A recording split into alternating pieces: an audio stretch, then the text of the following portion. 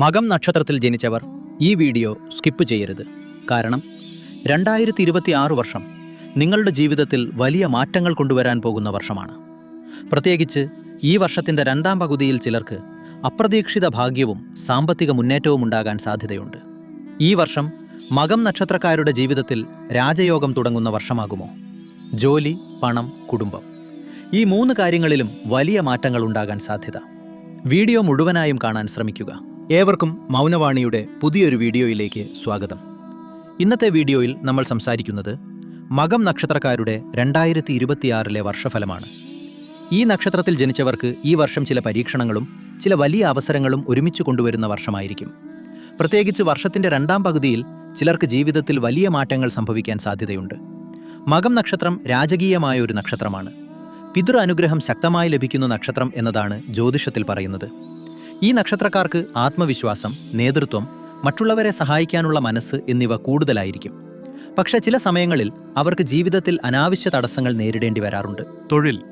തൊഴിൽ മേഖലയിൽ ഈ വർഷം മിശ്രഫലം നൽകുന്ന വർഷമായിരിക്കും. വർഷത്തിൻ്റെ തുടക്കത്തിൽ ചില തടസ്സങ്ങൾ അനുഭവിക്കേണ്ടി വരാം. പക്ഷേ വർഷത്തിൻ്റെ മധ്യത്തിൽ നിന്നും പുതിയ അവസരങ്ങൾ തുറക്കാൻ സാധ്യതയുണ്ട്. ജോലി അന്വേഷിക്കുന്നവർക്ക് പുതിയ ജോലിയുടെ സാധ്യതയും ചിലർക്ക് സ്ഥാനക്കയറ്റം അല്ലെങ്കിൽ ഉത്തരവാദിത്തം കൂടാനും സാധ്യതയുണ്ട്. സാമ്പത്തിക കാര്യങ്ങളിൽ ഈ വർഷം മുൻപത്തെ വർഷങ്ങളെക്കാൾ കുറച്ച് മെച്ചപ്പെട്ട സാഹചര്യമുണ്ടാകാം. ചിലർക്ക് പുതിയ വരുമാന മാർഗങ്ങൾ ലഭിക്കാം.